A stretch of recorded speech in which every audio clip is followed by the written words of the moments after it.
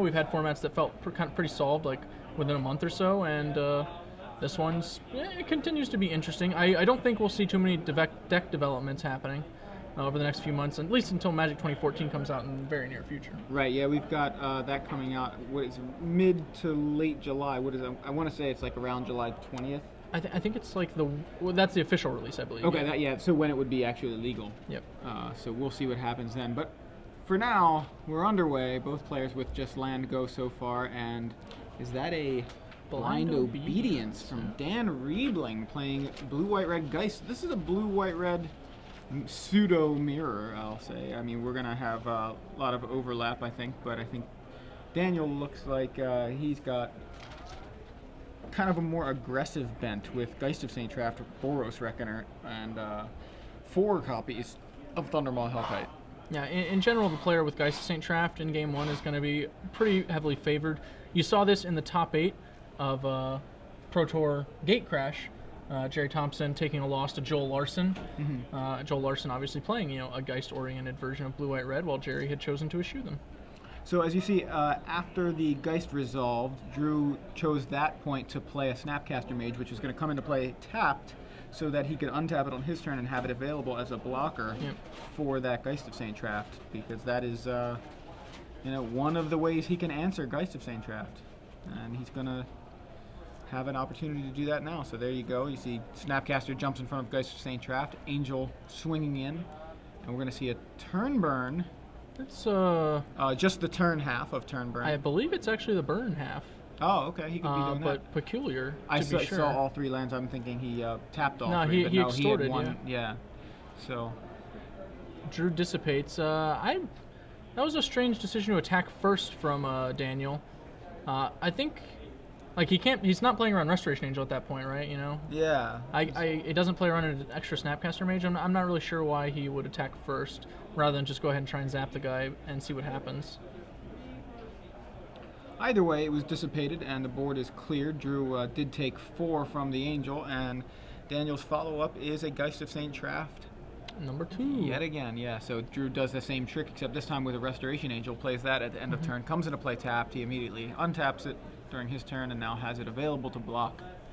And note that Drew has a Renounce the Guilds in his hand. He's actually, I'm not sure if he had it when he made the Snapcaster Mage play, but he certainly, had the options available to go for that instead. But instead, he's choosing to kind of try and get a little aggression going. I think, see his 1 Thundermaw Hellkite in his grip. So you see the Restoration Angel actually attacks there, and then the Renounce the Guilds, as you mentioned, takes out that Geist of St. Traft. So right now we've got Drew Levin with a Restoration Angel and Dan Riebling with a Blind Obedience in play. Yeah, the rest of Drew's hand looks to be another Angel, a Thundermaw Hellkite, and a War Leader's Helix, I believe. And Dan Riebling with yet another Geist of the St. Traft variety. That resolves, and Drew would like to find another Snapcaster or another Renounce the Guilds. I believe he's only got 1 main deck Renounce, so I don't know how concerned he is with it, to be honest. He might just be ahead in this race. Obviously, Thundermaw Hellkite is not the dragon he once was with a Blind Obedience in play, but that's still a pretty healthy dragon. Yeah, so you see Thundermaw comes in tapped. Angel gets in for another 3, and Daniel is able to attack with his Geist of St. Traft and Angel unblocked to knock Drew to 8.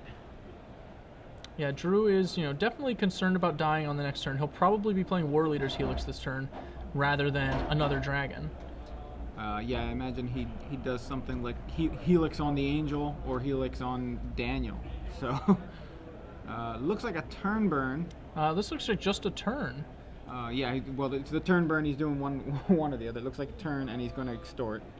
Yeah, I imagine it's just turn here. That fogs the 5 damage. Drew's only getting in for 3. And while Daniel's tapped out, I would be sorely tempted to fire that War Leader's Helix at his face. Almost, uncontrollably tempted even. Daniel with 3 copies of War Leader's Helix of his own. Only 2 in Drew's deck. The issue is, if you fire that War Leader's Helix, you go to 11, you're still dead in 2 swings from Geist of St. Traft, and your opponent's not dead to your attack next turn. If he has any spell, like basically anything that does anything. So Drew is instead hoping to bait his opponent. He's going to just pass, Daniel attacks. He hopes Daniel goes for the kill. The problem is if Daniel's savvy, he won't go for the kill, and that'll mean Drew wasted this turn. He didn't get to use his mana for anything useful.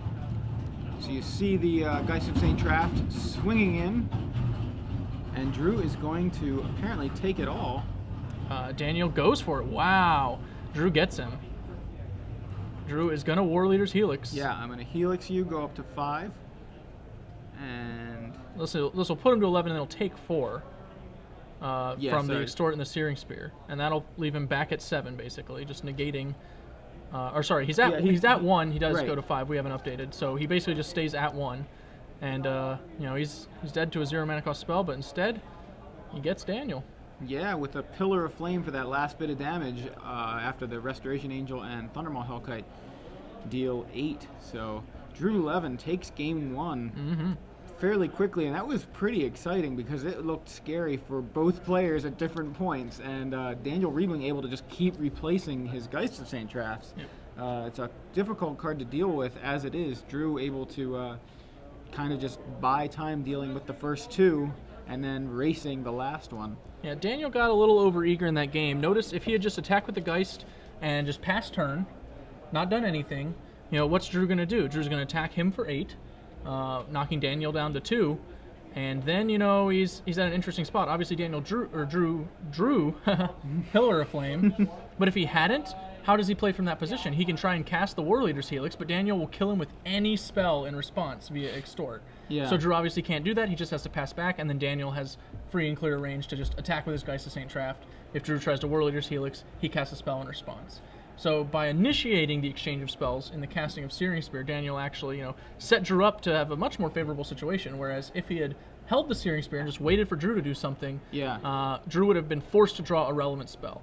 As it turned out, Drew did draw one. So, yeah, looks like things, unless Daniel had a completely different set of spells in his hand, looks like things would have ended up about the same way, but still a good learning moment. Right, it's one of those situations where, you know, it all comes down to really that War Leader's Helix, and you'd rather be responding to it than it be cast in response to your kill spell. And that's basically what happened there for Drew. And we're going to game 2. So, looking at the boards, we've seen Drew's sideboard quite a bit already, but he does have 2 additional copies of Renounce the Guilds, which are going to be huge here if he expects to be facing down multiple copies of Geist of St. Traft, as he was in that particular game. If Daniel keeps in the Boros Reckoners that he's got, which I assume he will, those will also be able to be dealt with by the Renounce the Guilds. I'm actually curious about Daniel's sideboard because we haven't seen him on camera yet today. He's got quite a sideboard. A lot of 1-ofs, a couple of 2-ofs. As far as the more interesting cards, I honestly, you know, I could maybe see bringing in like 1 Purify the Grave. It fights your opponent's Snapcaster Mages with a reasonable amount of value. It's not the best, but it's not the worst. And the Singleton Dispel is 100% coming in alongside the Negate and perhaps the Counterflux. Those are all options. Having seen the Thundermaw Hellkite from Drew, he might be inclined to keep those Blind Obediences in. I don't know how good they actually are, though. That's Drew's only Thundermaw Hellkite in the main deck. Yeah. I don't know if he'll sideboard in more or not. I honestly couldn't tell you. It's possible. Maybe he sideboards out the other one. He saw Blind Obedience, so, you know, that could be in and of itself a whole guessing game. Like, yeah, Thundermaw, like you said, not quite the dragon that you want him to be when he comes into play tapped. A lot of his value, in fact, probably the majority of his value tends to be in that haste. And, you know, so a lot of times it's great to be able to deal with Lingering Souls or, you know, tapping down a bunch of flyers and everything, but, you know, that haste is a big part of his draw, and Blind Obedience really neuters that. I think it was interesting, just a play that Drew brought up that he was able to do earlier in the tournament where his opponent was attacking with, I want to say it was 2 Thundermaw Hellkites, or he wasn't attacking with them. He had just played them, and Drew pre-combat, I think, flashed in a Restoration Angel, blinked his own Thundermaw Hellkite to tap him his down. opponents, that is nice. and then won the game on the swing back. So there are some neat tricks with Restoration Angel, Thundermaw Hellkite that we haven't seen in a while. Really. Proving that 2 dragons are not necessarily better than 1. Yeah. Especially when they're, you know, Thundermaw Hellkite trumps Thundermaw Hellkite. The second one trumps the first one, or at least can. So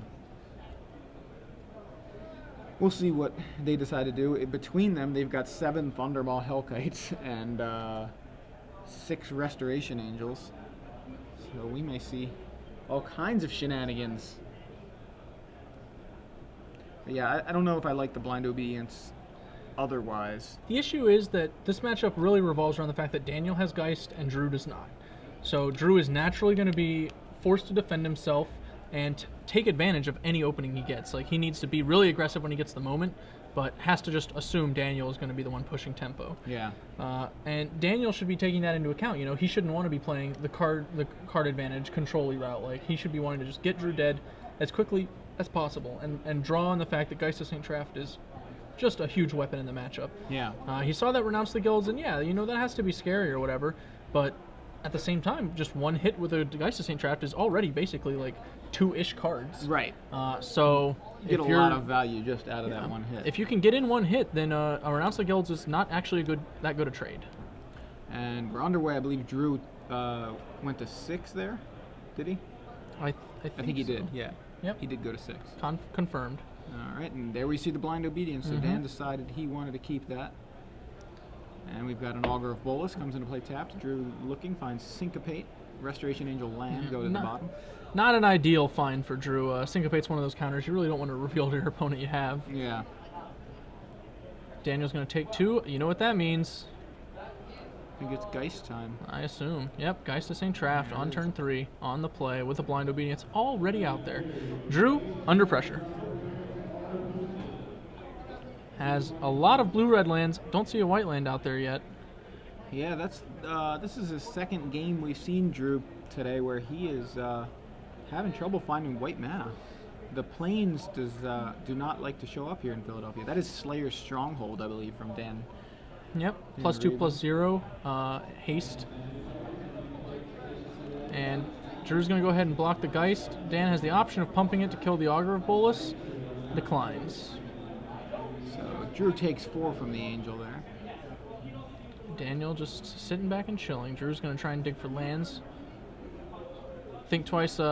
Primary role is finding land drops. That's just what it's always been run for in decks. And in this case, it succeeds, finding Drew a Clifftop Retreat. He's got white mana, but how much good can it do him? Is it a turn too late? Maybe Daniel just has a counterspell for Renounce the Guilds now. Maybe Drew's just going to fall over to this Geist of St. Traft because he drew 1 turn too late. You never know. Yeah, I guess not getting a great look at Drew's hand. I believe it's got Syncopate, obviously, another Think Twice, and a Azorius Charm, and I think a Snapcaster Mage. I don't think he has a Renounce the Guilds yet, but that's the kind of card he needs. So it looks like a War Leader's Helix to the face from Dan Riebling, and Drew's going to go ahead and take the opportunity to cast that Syncopate, which Dan was aware of. Yeah, Dan knew that was there, which means he's probably got something real spicy in store for Drew. And Geist of St. Traft and Angel Token swinging in yet again, and Augur blocks, and Drew's going to take 4. Pass his turn. It's very strange. And a Think Twice from Drew. So he's got 2 Think Twices in the graveyard now available to flashback. Draws another Sulfur Falls.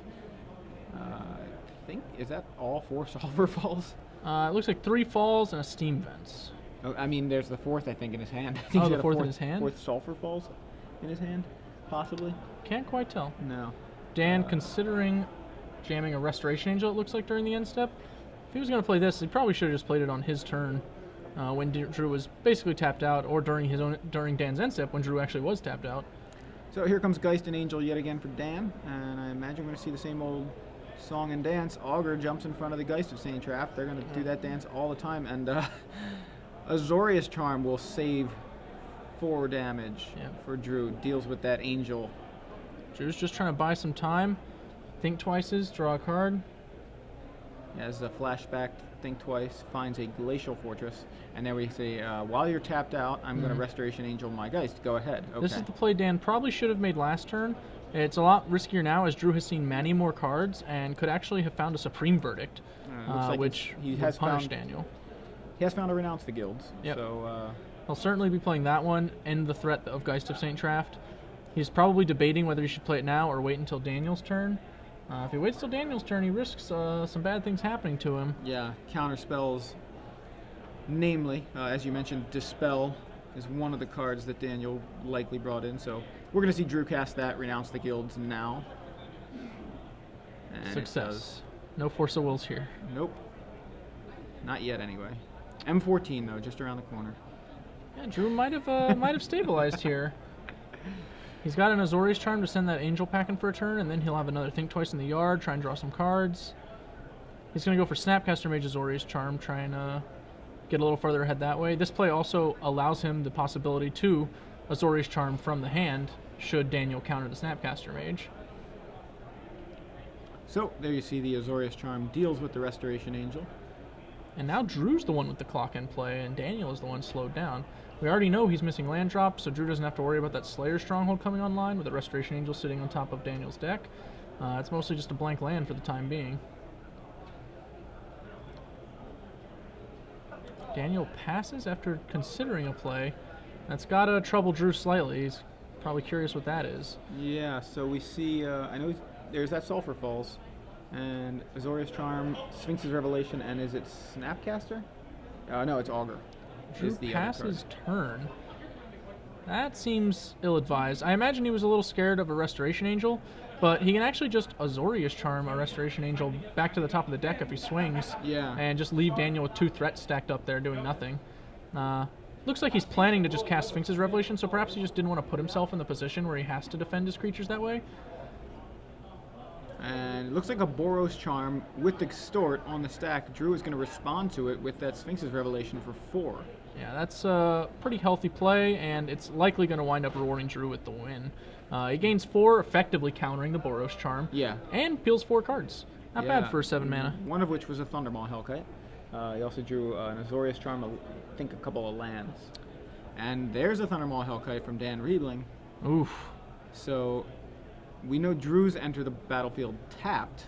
Dan's do not. Perhaps this was the card Daniel was hoping to set up with that War Leader's Helix. He was maybe hoping to draw a 5th land on that turn and resolve a Thundermaw Hellkite after baiting out the Syncopate, but because he didn't draw the 5th land, it just wound up looking weird. And Drew, no doubt, was a little confused. Or perhaps he even made the read. You know, it's not that unreasonable a read to figure out. So Snapcaster and Augur Bolus going to tag team in there and knock Daniel down to 16. Yeah, Drew needs to hang on to that Azorius Charm at a minimum. So he's probably just going to cast Thundermaw Hellkite tapped and hold open Azorius Charm. That's my guess. And yep. That's what he does. Go. It's a scary place to be, though. All your creatures are tapped. You've got 2 mana up for an Azorius Charm, so 1 counter spell from Dan could kill him. Could kill him, yeah. But it does resolve there. Azorius Charm puts the Thundermaw on top, and Dan's going to go ahead and... Yeah, I was about to say, he must have the kill here if he's not Restoration Angeling that Thundermaw Hellkite, because that was like, no-brainer play pretty much. Yeah, so he burns Drew out alongside a Steering Spear. Yep, turn burn for 2 damage, Searing Spear for 3 with an Extort trigger to finish the job. That leaves this match 1-1, going to Game 3. And, we saw the pressure created by Geist Saint Traft in that game. Drew didn't answer it fast enough, and it ate up a lot of his life total. And, at that late game point, Drew was mostly in control. He had the more dominant position, he had more mana, he had more spells, but Daniel just needed to get in the last few points, and that's how his deck should have been shifted. So I imagine his sideboarding worked out. Yeah, the more I think about it, or at least the more I see it, actually, that Blind Obedience is doing some work, because not only is it keeping the Thundermauls from being as effective, but a lot of times with this deck, you're playing Snapcaster Mage to block, or Restoration Angel as a surprise blocker, and none of that works here. The fact that they have Flash is almost, you still get the I'm going to play it at the end of your turn kind of thing, if it's the best spell, that's available during your turn. You still leave Counter Magic up and Sphinx's Revelation up, so you still get that aspect of it, but the whole Flash blocking thing is out of the picture when the Blind Obedience is in play, and on top of that, you've seen Daniel take advantage of the Extort. Yeah. It's really an awkward card because it forces Drew into a more aggressive position than he'd like to take. His creatures are built to block primarily. That's what they're best at. So he doesn't really want to be forced into that position where he's attacking with them because the Blind Obedience is keeping him from flashing in blockers. But by the same token, the Extort from Daniel means that Daniel has a slightly higher life total. His spells do slightly more damage, so he's the better aggressor. So, he's really just forcing Drew into the wrong role. And that means that Drew either has to, get a slightly above average draw in order to adopt fully to the control role, or he has to enter into an aggressive race in which he's just flat out not favored. Those are his options. Yeah. Yeah, I wonder, we haven't seen a lot of Blind Obedience, but I almost wonder if this is the exact kind of deck that wants them. This very aggressive sort of deck that is able to kind of capitalize on the Extort because it casts a lot of spells, and it's also got, very difficult to deal with creatures like Geist of St. Traft. The issue I have with Blind Obedience in Standard right now is it's only a difference maker in a few matchups, mostly matchups that feature Thundermaw Hellkite or Hellrider. And that's really only like 3 or 4 decks at most. So Drew's going to be on the play here. He leads with a Hallowed Fountain.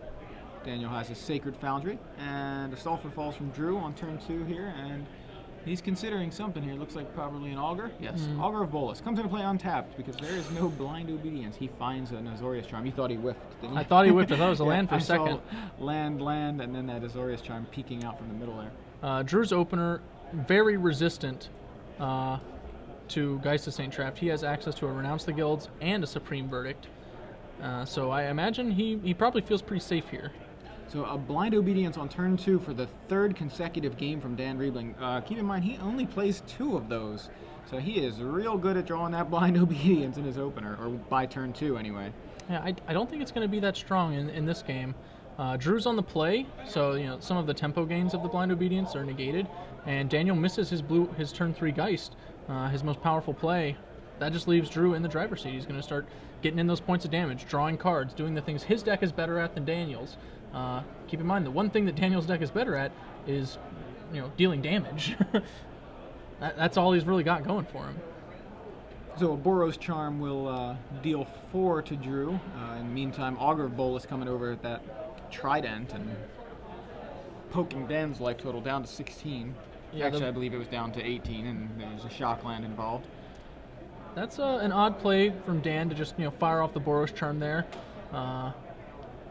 He'd already played a card, so he didn't have to worry about going to his cleanup step on the next turn. I would assume it means he has like a pretty stern curve of 4-mana spell into like probably multiple Hellkites or something. That's what I would think if my opponent just burned me for 4, because they don't want to risk a situation where they're tapping out for Hellkite and putting me to 4, because that's the nightmare situation if you have a Boros Charm still in your hand. He could also just have Snapcaster Mage. Yeah, I think I see a Snapcaster Mage right there. So in fact, Snapcaster Extort. Hoping perhaps to draw a 4th land, be able to Snapcaster Mage the Boros Charm as a turn 4 play. But instead, he just decides to commit a 2-1 beater to the board.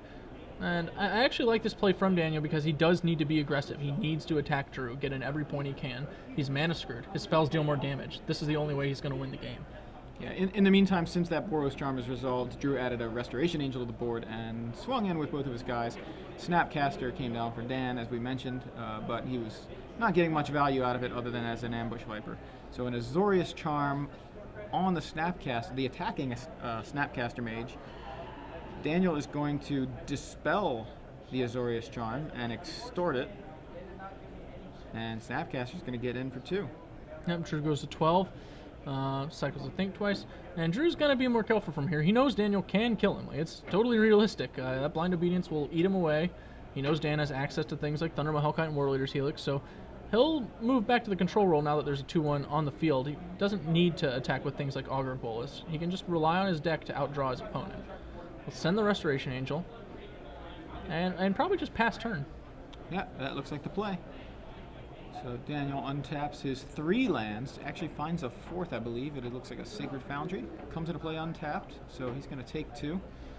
He has got something he wants to use to make use of that mana. We know he has Restoration Angel. That is looking like it's the play, but I can't quite see his hand.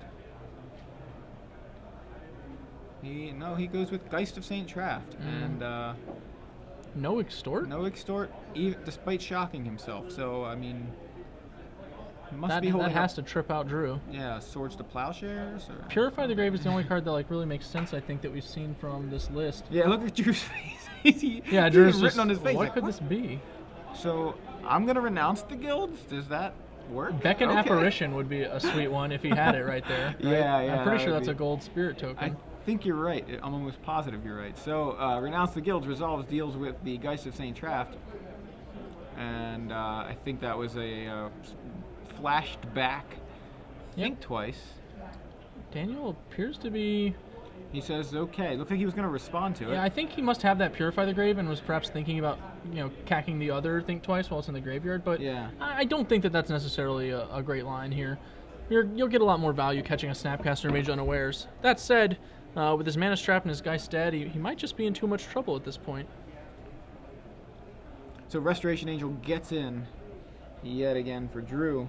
Drew's going to cast a second copy of Augur of Bolas. Comes into play tapped, of course, due to that Blind Obedience.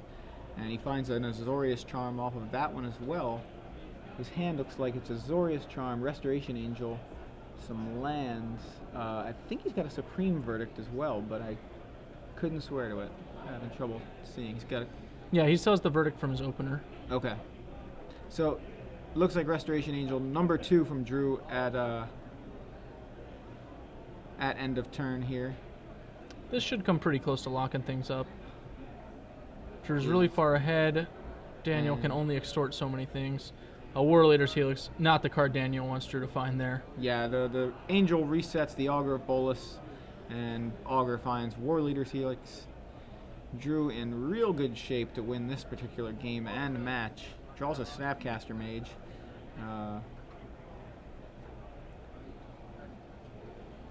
Everybody in. Yep. Gonna make Daniel have some answers here. We know he has Restoration Angel. Problem is Restoration Angel, he knows he can play it, and Drew can just burn it right out of the way, and lethal will come across the table. Yeah. So that option's straight out. Has to try and devise something a little trickier. But that's all he's got. That's what he's gonna do. Go ahead. I'm gonna flash my blink my Snapcaster Mage. War Leader's Helix your Angel, and yeah, that'll do it. Drew Levin takes the game and match 2-1 with his variant on Blue-White-Red Flash over Dan Riebling's Blue-White-Red Blind Obedience Geist version. But that is an interesting deck. I'm really glad we got to see that. And the Blind Obedience,